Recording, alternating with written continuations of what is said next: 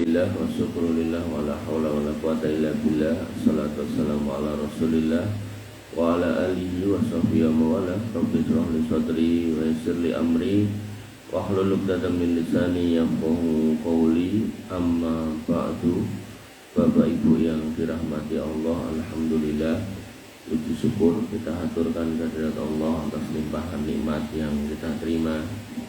Iman Islam tentunya yang utama, yang harus kita jaga dengan akidah yang benar, dan termasuk cara untuk mendapatkan keyakinan yang kuat, yaitu kita mengenal Allah Subhanahu wa Ta'ala. Makanya tema-tema kita adalah tentang Allah Subhanahu wa Ta'ala. Dan pada pagi hari ini tema kita adalah Allah yang memberi kita air untuk hidup. Air untuk hidup.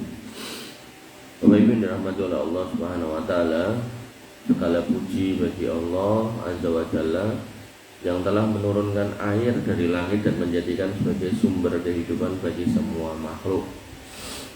Air itu adalah nikmat yang paling nyata, namun sering dilupakan oleh manusia. Bahkan dalam kasus beberapa waktu kebelakang ini, karena keserakahan manusia, maka air yang harusnya menjadi nikmat justru menjadi bencana. Nah, Allah membersihkan tubuh kita, menumbuhkan tanaman, menyejukkan bumi. Sampai berapa waktu yang lalu pas Solo itu panas-panasin itu, sampai kepolisian itu ngedal ke water cannon untuk nyemprot jalan biar Solo itu buatan panas. Dan menjadi sebab hidupnya manusia, hidupnya hewan serta tumbuhan. Bojo kula nandur kembang atau disirami mati gitu kan. Dengan tiap hari minum, buatan minum yang mati, maka tanpa air bumi akan gersang, kehidupan pun akan berakhir. Oleh karena itu air adalah tanda kasih sayang Allah Subhanahu wa Ta'ala kepada hambanya. Jadi sebenarnya toyo niku tanda rahmat Allah kepada kita semua. Dan ini bukti kekuasaan Allah dalam menciptakan sistem kehidupan yang sempurna.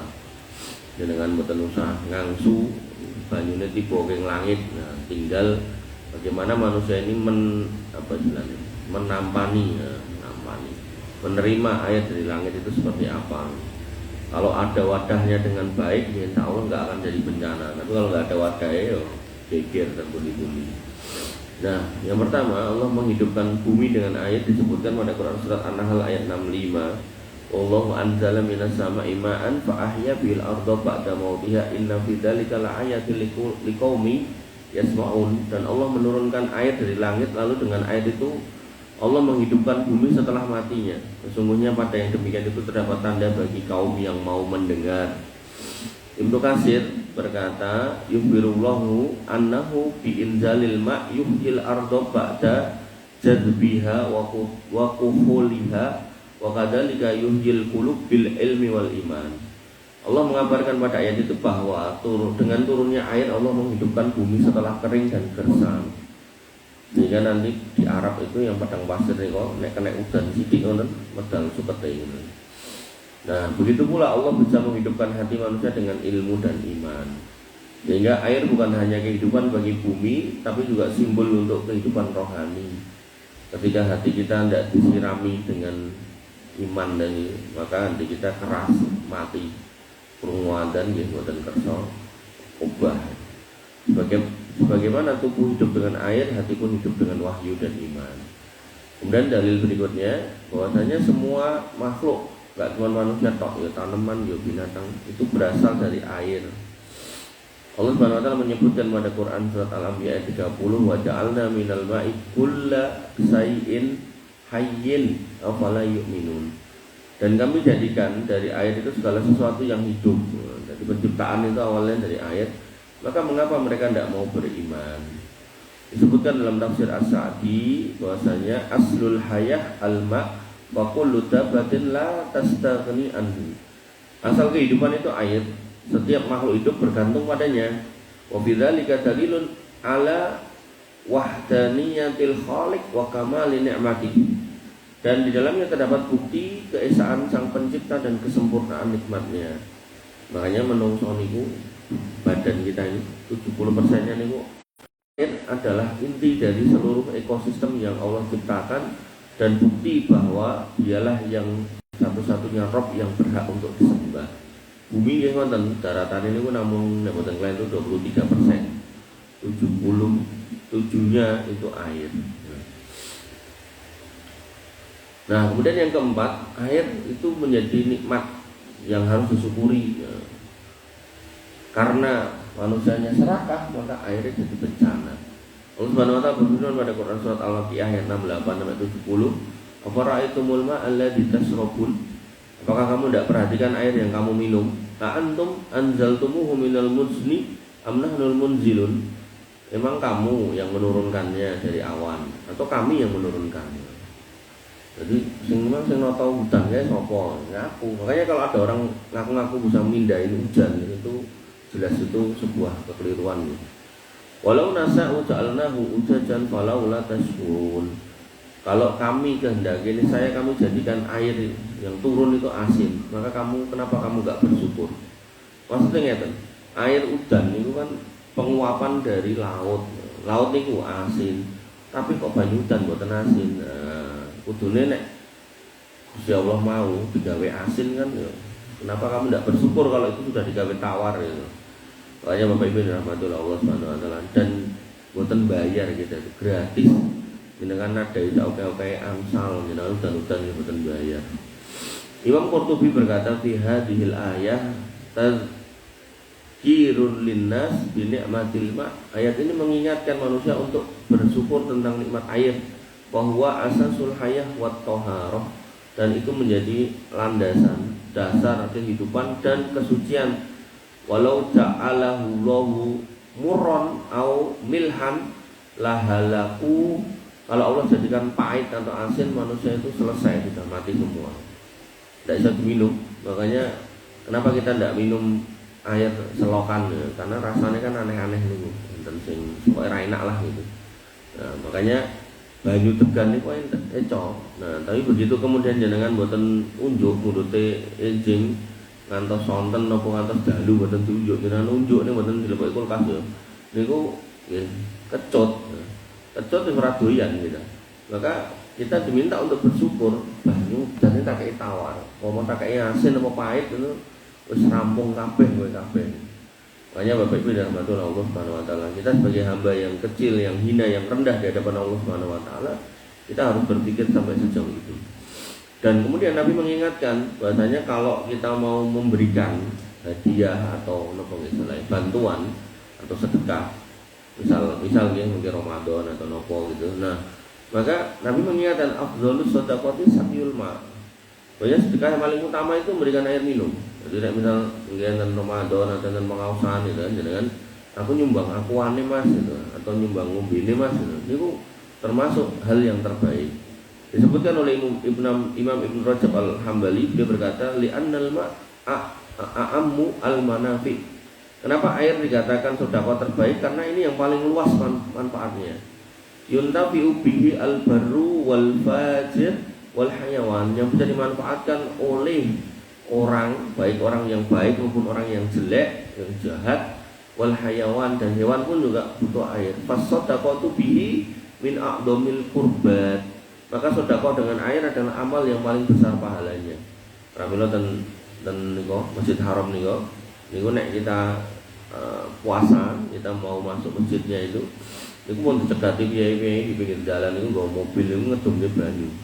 Dan itu sebaik-baik sedekah. Dan kita orang puasa niku kan golek sik dhewe nggih bersih banyu, ngelak gitu. Ora mungkin langsung golek sego, sing ngombe sik gitu. Nek langsung sego ya seret gitu. Kemudian yang keenam, Allah menurunkan air niku sebagai rahmat. Rahmat, hukum asalnya udan niku rahmat, bukan musibah. Musibah itu karena manusianya yang tidak bisa bersyukur. Bumi ini pun dikasih sae gitu kan. Wala tusidu fil ardi ba'da islahiha. Bumi ki aja mbok rusak padahal biyen iki tak kei api. Ibaratnya jenengan gadah putra. Jenengan paring ki atau tukok niku napa? Motor standar ing pabrik niku kan wis apik niku jane. Paling putrane diproekeli gitu kan. Badhe sing standar digawe cuwili. Terus pokoke diproekeli kang genah ngono niku. Sampai enten motor niku tangki bensinnya diganti botol aqua ngono niku kan.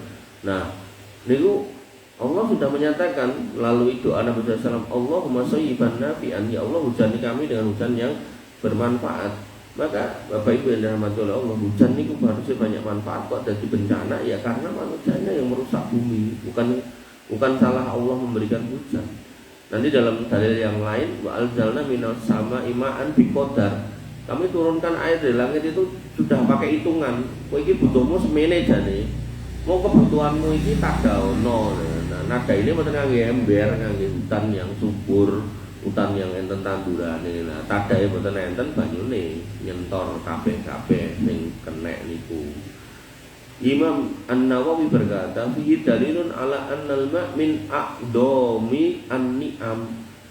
Nabi berdoa minta manfaat dari hujan karena yang namanya air itu manfaatnya banyak, nikmat yang terbesar. Fayam bagi ad-du'a bi naf'ihi wal istifadati minhu. Maka kita harusnya berdoa minta manfaat dari air yang harusnya bermanfaat. La bi kasratihi allati tu'lihi. Bukan madorot di dalam air itu, tidak ada sebenarnya. Makanya nggak bisa. Berarti maminit mungkin dan terus lagi kok banjir, bukan salah kita nih. Salah kita, kenapa kok selokane kebak sampah. Salah kita, kenapa kok nggak ada jalur air. Akhirnya banyune melewati dari rumah gitu. Yang ketujuh, manusia itu butuh air. Allah Subhanahu wa Ta'ala menyebutkan melalui nabinya, innallaha thayyibun la yaqbalu illa thayyiban. Sesungguhnya Allah itu Maha baik dan tidak menerima kecuali yang baik. Disebutkan oleh Al-Imam Qadhi Iyad, beliau berkata, wa min thayyibil ibadah ayyakunal ma' alladhi yutawadda'u bihi tahiron. Termasuk bentuk kesucian adalah dalam ibadah adalah menggunakan air yang suci, yang bersih untuk ibadah. Dan hukum asal air hujan itu bersih. Makanya jangan ajeng wudu ngangge banyu hujan boleh. Faman sakarallah 'alal ma' bala tibul amal. Siapa yang kemudian bersyukur kepada Allah atas air yang dia terima, maka dia sampai pada amal yang baik. Nah, Bapak Ibu rahmatullah Allah, terakhir pelajarannya apa dari semua yang saya sampaikan? Yang pertama, air itu asal semua kehidupan, sehingga makhluk semuanya bergantung pada air. Kemudian yang kedua, air adalah bukti bagaimana Allah menunjukkan kuasanya, karena dialah yang menurunkan air, maka kita harus menyembah Allah Subhanahu wa Ta'ala saja.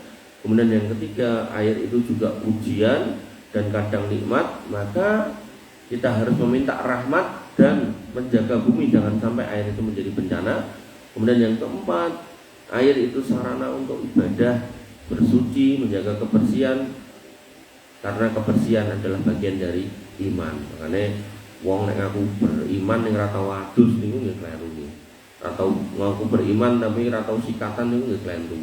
Sampai Nabi niku mengatakan laula an asuqa ala ummati la amartuhum bisiwakin inda kulli shalah. Nek orang ngeboti lho sakjane umatku kae nek meh salat ki tak kon sikatan sik.